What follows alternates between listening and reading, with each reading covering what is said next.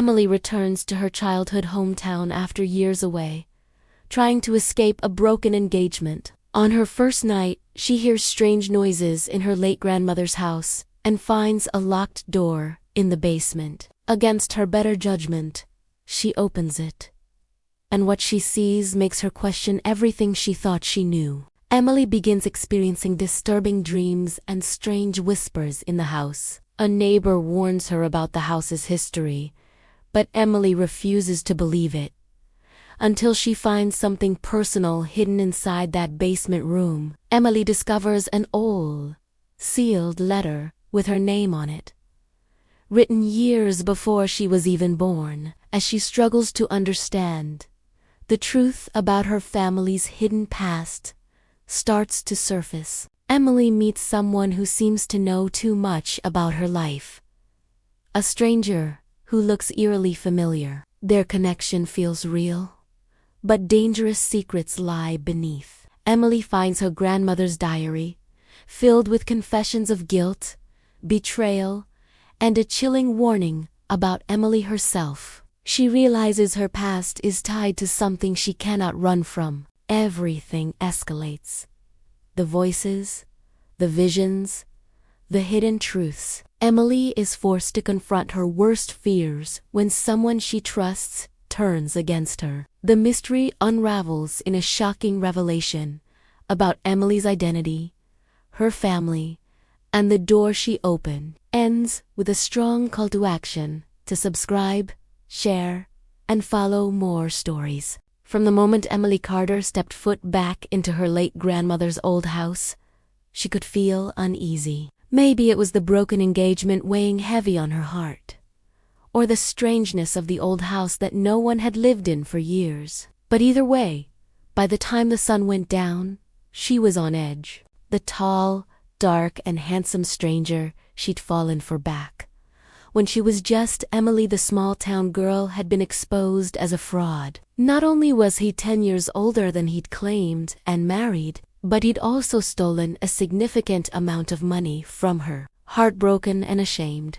she'd fled to her hometown, hoping to start fresh in the place where she grew up. Her grandmother's house was the only place she could think of to stay. She hadn't been back in years, not since the funeral. But when she'd called her aunt to let her know that she was coming, her aunt had simply said, "Don't," but didn't elaborate why. The house felt the same as Emily remembered, filled with the scent of lavender and lemon furniture polish and her grandmother's old photo albums. But there were also strange sounds from within the walls.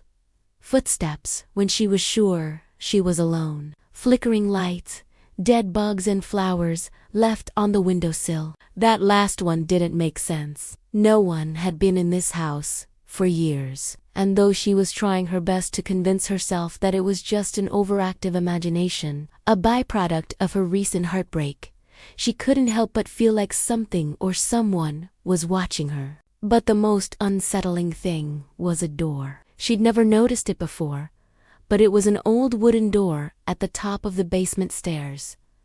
It was locked and bolted shut, though Emily knew that her grandmother had used the basement to store old furniture and boxes of things. She'd never locked it off from the rest of the house, and even though she knew that she should leave it alone, that whatever was down there would be better left undisturbed, curiosity got the better of her. Emily found a pair of old bolt cutters in the garage and with shaking hands, got to work on the lock. She finally pried it open and stepped inside. The musty smell of mildew and decay hit her like a ton of bricks. But as her eyes adjusted to the darkness, she began to see things. Old suitcases, trunks, a rocking horse. It looked like an old trunk sat in the corner. As she got closer, she could have sworn that she heard a noise, a muffled thump, but when she turned around, there was nothing there. Just as she reached out to touch the cold,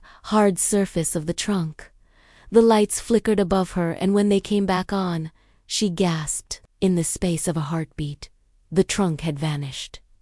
In its place sat a black leather notebook, and as Emily reached for it, a low voice whispered right in her ear, Don't. What did the voice mean? Who was down here? Was this house haunted? And what was in the notebook? All will be revealed in part 2. A woman named Emily Carter is moving back into her late grandmother's old house in her hometown after getting engaged at 26, only to have the wedding abruptly called off by her fiancé 3 months before the ceremony. Heartbroken and desperate for a fresh start, Emily, now 29, seeks solace in the familiar surroundings of her grandmother's home, but she soon realizes that she may not be alone. From the very first night, the house feels uneasy. Strange noises, flickering lights, and an oppressive atmosphere make it clear that something is amiss. Emily's unease grows when she discovers an old locked basement door that she never noticed before. Despite her better judgment, she decides to investigate. As Emily makes her way downstairs, the door handle suddenly turns, causing her to jump in surprise. Before she can stop herself, she pushes the door open and steps inside. It's pitch black, musty, and filled with cobwebs. An old rocking chair creaks in the corner, seemingly swaying on its own. Though frightened, Emily is also strangely drawn to the basement. Back in the present, Emily continues exploring, each step echoing in the silence. She calls out, her voice trembling, but there's no reply. As she moves further into the basement, she spots a glimmer of light ahead. With renewed determination, she walks towards it, eager to uncover the source. But just as she reaches the stairs, a loud crash echoes through the basement. Terrified, Emily drops the flashlight, which rolls away from her, leaving her in darkness. She scrambles for her phone, her heart pounding in her chest. Just when she thinks her situation couldn't worsen, she hears footsteps, heavy, slow, and deliberate.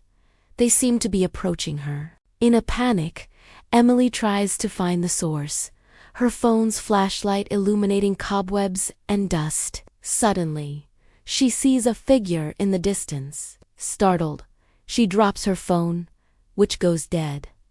The figure seems to sense her presence and stops. Emily holds her breath, hoping to remain undetected. But the figure remains motionless, and after a moment, it begins to move again. Slowly, it approaches her. Just when Emily thinks it's upon her, the figure disappears. Adrenaline surging through her, Emily runs for the stairs, desperate to escape the basement. As she reaches the top, gasping for breath, she looks over her shoulder. To her horror, the door at the bottom of the stairs is wide open. Moments later, Emily finds herself outside the house, the cool night air calming her racing heart. She takes a deep breath, trying to shake off the fear that has been gripping her. But as she turns to leave, she sees something in the front window that makes her blood run cold. It's the rocking chair from the basement, and it's moving rhythmically back and forth. Emily screams. What do you think she saw in the basement? Let me know in the comments, and I'll see you in the next video.